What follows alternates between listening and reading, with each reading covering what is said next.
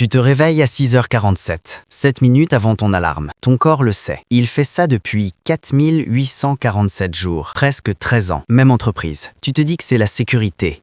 Un bon salaire, des avantages, la stabilité. Mais en fixant le plafond, il y a ce sentiment. Tu gagnes plus d'argent que tes parents n'ont jamais rêvé, et pourtant, tu es plus fauché que jamais. Dans les prochaines minutes, je vais te montrer pourquoi. Ce n'est pas une coïncidence. C'est voulu. Bienvenue dans le piège du salaire. Moi, c'est Zach. Laisse-moi te présenter Sarah. 34 ans, 85 000 euros par an. Sur le papier, elle est dans le top 20% des salaires en France. Elle devrait se sentir riche, elle ne l'est pas. Sarah est payée toutes les 2 semaines. 3 216 euros bruts.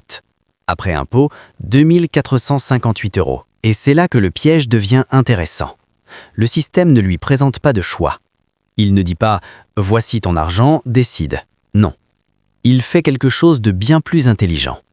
Il fragmente ton argent dans des canaux invisibles avant que tu le vois. Loyer, 1 200 euros, presque la moitié. Courses et restaurants, 400 euros. Voiture, assurance, essence, 550 euros. Téléphone, internet, abonnement, 120 euros.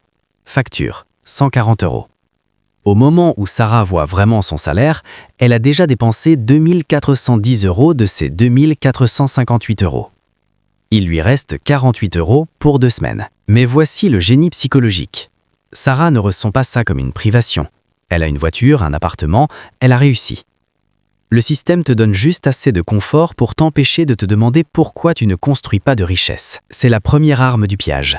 L'illusion de prospérité par fragmentation. Quand l'argent arrive en gros et part en petits morceaux, ton cerveau ne réalise jamais que tu survis à peine. Tu as un style de vie, pas de la richesse. Maintenant, parlons de ce qui te garde vraiment coincé. Et ça devient plus sombre. Le système entier est conçu pour te rendre dépendant de ce salaire. Pense-y. On te dit « fais de bonnes études ». Tu le fais. Tu t'endettes peut-être pour ça. Maintenant, tu cherches un job pour rembourser. Tu en trouves un. 60 000 euros. Super salaire. Mais au moment où tu acceptes ce job, quelque chose se passe. Ton style de vie s'ajuste automatiquement à ton revenu. Les économistes appellent ça l'inflation du style de vie. Moi, j'appelle ça le deuxième piège du système. Tu gagnes 60 000 euros, soudain, tu peux te permettre un meilleur appart. Tu passes de 800 euros à 1 200 euros de loyer. Une meilleure voiture, de 200 euros à 400 euros par mois. Maintenant, tu gagnes 90 000 euros. Encore un meilleur logement, 1 600 euros.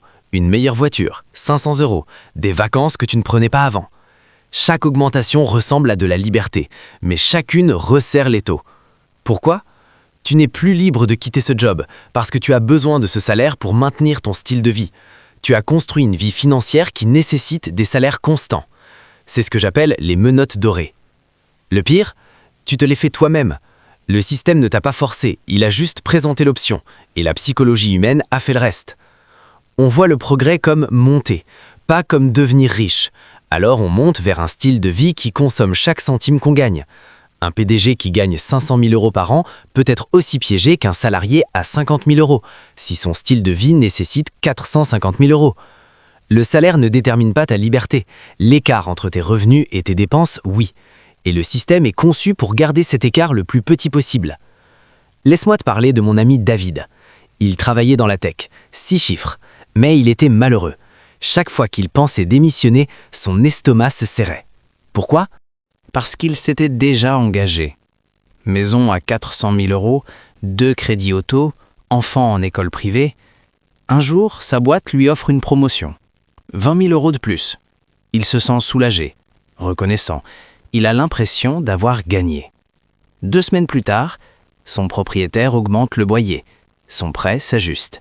Son aîné a besoin d'un appareil dentaire.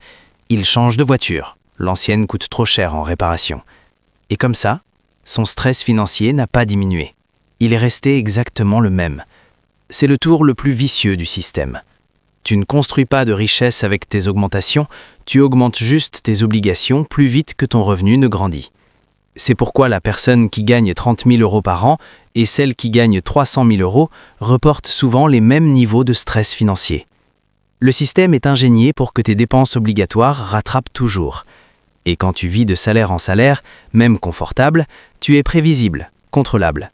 Tu as besoin de ce job, tu ne peux pas prendre de risques, pas lancer d'entreprise, pas investir dans tes propres idées. Parce que tout ton argent est déjà promis à quelqu'un d'autre. Ton proprio, ta banque, l'assurance. Ils profitent tous de ton état piégé. Toi, tu ne profites pas. Je veux que tu imagines quelque chose. Imagine que tu démissionnes demain. Tu pars, c'est tout. Combien de mois pourrais-tu survivre? Sois honnête. Si ta réponse est moins de 3 mois, tu es piégé. Et tu n'es pas seul. Plus de 60% des professionnels ne pourraient pas maintenir leur style de vie pendant plus d'1 mois sans salaire. Pense-y, tu es à 1 mois d'une crise financière, en permanence. Ce n'est pas de la sécurité, c'est une prison très confortable. Le piège du salaire te convainc que c'est normal.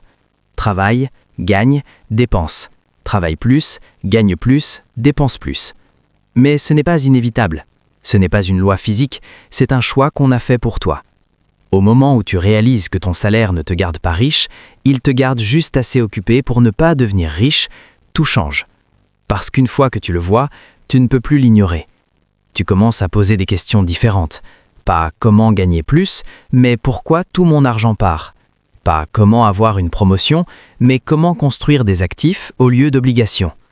Ce n'est pas une question de démissionner demain. Le point, c'est ça. La conscience change le comportement. Une fois que tu comprends que le piège est un système, pas une loi, tu peux commencer à le démanteler. Premièrement, arrête de confondre revenu et richesse. 200 000 euros de salaire égale revenu. 50 000 euros d'épargne et d'investissement égale richesse. L'un est temporaire, l'autre est permanent. Deuxièmement, attaque l'écart. Garde intentionnellement tes dépenses sous ton revenu. Ça semble à l'envers, mais c'est le seul mécanisme qui marche. Troisièmement, redirige cet écart vers des actifs qui travaillent pour toi, pas des passifs qui travaillent contre toi. Et surtout, construis des options. Au moment où tu as 3 à 6 mois de dépenses en épargne, quelque chose change psychologiquement.